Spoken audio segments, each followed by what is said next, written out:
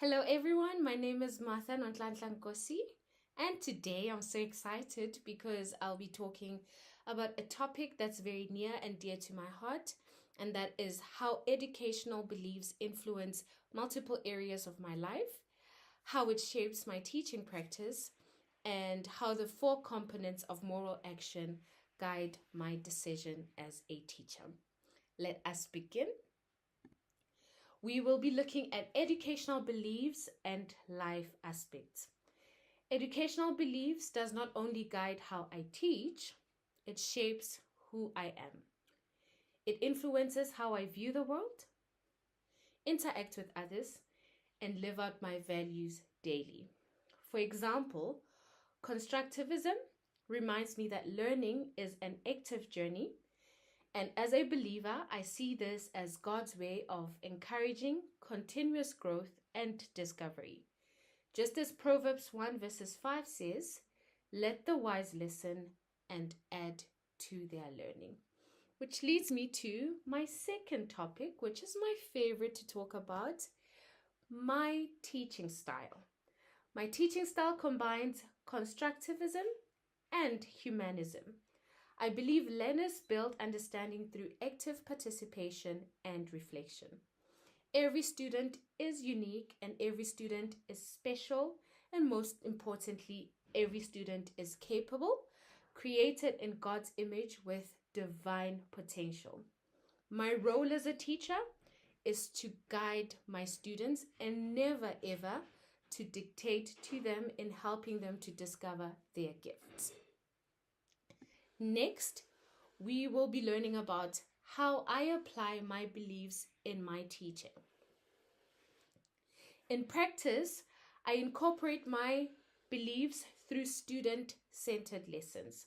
For example, when teaching a topic like, for instance, environmental awareness, I encourage group discussions and I have reflection activities where learners connect lessons to their lives. I also model ethics, treating learners with fairness and respect. Just as in Colossians 3 verses 23, it reminds us that work heartily as for the Lord. My next point of discussion is modern principles in a modern lesson. We are in the year 2025, and that means technology has evolved, and therefore sometimes learning can take place online. So what are some important things to note? In a lesson on online responsibility, for instance, I incorporate ethical discussions about honesty online, cyberbullying, and respect. This helps learners develop moral sensitivity and understanding that every online action has a real life consequence. And I also incorporate real life stories to drive this point home. There are four components of moral action, and they include the following. Firstly, I am very sensitive to right and wrong. I notice when a particular student is not treated like others, and I always try to remedy the situation. Secondly, I assess the situation based on what's right and wrong. I always choose answers that are fair, unbiased, and right. Thirdly, I have a desire to always do right. I always choose to do what's right, even if it's not accepted by everyone. And lastly, I focus on integrity. This means that I am courageous and I stand for what is right. This is important to me because it ensures that I always teach with knowledge and I teach with wisdom. Belief and ethical instruction is my next point. Faith is a huge part of my life and my teaching beliefs. It gives me purpose and it gives richness to my teachings. God has instructed us to teach with compassion, with patience, and love. Teaching is more than just a job for me. It is a calling. My classroom becomes more than a place of learning.